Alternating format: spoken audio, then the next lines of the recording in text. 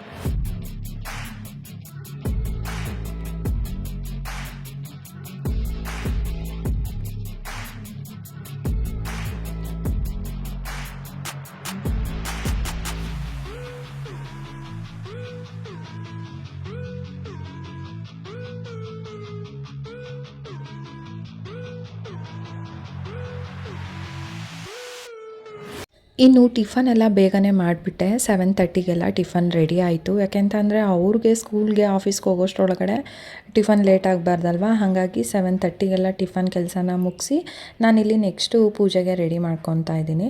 Weak ಡೇಸಲ್ಲಿ ಪೂಜೆನೂ ಮಾಡಿ ಕಿಚನಲ್ಲಿ ಟಿಫನ್ನು ಅಡುಗೆ ಈ ಥರದನ್ನೆಲ್ಲನೂ ಮಾಡಿ ಎಲ್ಲ ಬೇಗ ಆಗಬೇಕು ಅಂತ ಅಂದರೆ ಟೈಮ್ ಸಾಲೋದೇ ಇಲ್ಲ. ಎಷ್ಟು ಬೇಗ ಇದ್ರೂ ಆ ಟೈಮ್ ಕಮ್ಮಿ ಅಂತಲೇ ಅನಿಸುತ್ತೆ. ವಿಡಿಯೋನ ನೋಡ್ತಿರೋರ್ಗೆ ಅನಿಸ್ಬೋದು, ಏನಪ್ಪ ಇವರು ಮನೆಯಲ್ಲೇ ಇರ್ತಾರಲ್ವ, ನಿಧಾನಕ್ಕೆ ಮಾಡ್ಕೊಬೋದಲ್ವ, ಏನಕ್ಕೆಲ್ಲ ಇಷ್ಟು ಬೇಗ ಮಾಡಬೇಕು ಅಂತ ನಿಮ್ಗೆ ಅನ್ನಿಸ್ಬೋದು. ಬಟ್ ಯಾಕೆಲ್ಲ ಇಷ್ಟು ಬೇಗ ಮಾಡ್ತಿದ್ದೀನಿ ಅಂತ ಈ ವಿಡಿಯೋ ಎಂಡಿಂಗಲ್ಲಿ ನಾನು ಹೇಳ್ತೀನಿ.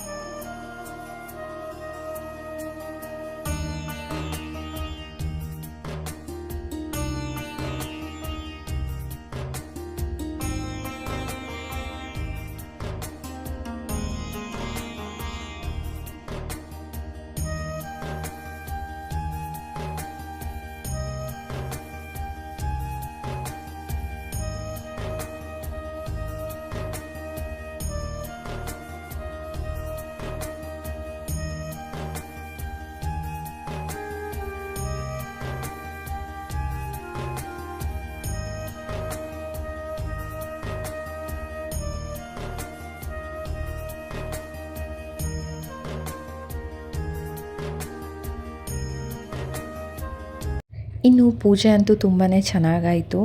ಎಷ್ಟೇ ಕೆಲಸ ಇರಲಿ, ಎಷ್ಟೇ ಟೆನ್ಷನ್ ಇರಲಿ, ಪೂಜೆ ಮಾತ್ರ ಅರೆಬರೆನಲ್ಲಿ ಆತುರವಾಗಿ ಮಾಡೋದಕ್ಕೆ ಹೋಗೋದೇ ಇಲ್ಲ.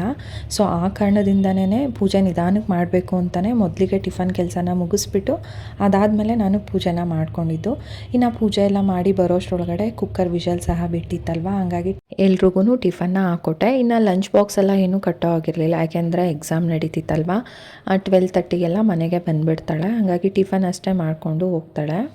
ಇನ್ನು ರೈಸ್ ಬಾತು, ಪಲಾವು, ಟೊಮೊಟೊ ಬಾತು ಈ ಥರ ಯಾವುದೇ ಬಾತ್ ಮಾಡಿದ್ರೂ ಬಿಸಿ ಬಿಸಿಯಾಗಿರುವಾಗಲೇ ತಿಂದ್ರೇ ಟೇಸ್ಟು ತುಂಬಾ ಚೆನ್ನಾಗಿರುತ್ತೆ. ಅಂದರೆ ಆರೋದಾಗ ಚೆನ್ನಾಗಿರಲ್ಲ ಅಂತಲ್ಲ, ಚೆನ್ನಾಗಿರುತ್ತೆ. ಬಟ್ ಬಿಸಿ ಇರುವಾಗ ಇನ್ನೂ ಒಂದೆರಡು ತುತ್ತು ಜಾಸ್ತಿ ತಿನ್ಬೋದಲ್ವಾ, ಹಾಗಾಗಿ ಸೊ ಅವ್ರ ಜೊತೆ ನಾನು ಸಹ ಟಿಫನ್ನ ಹಾಕ್ಕೊಂಡು ಮಾಡಿದ್ದಾಯಿತು. ಇನ್ನು ಖುಷಿನೂ ಸಹ ಸ್ಕೂಲ್ಗೆ ಹೊರಟ್ಲು.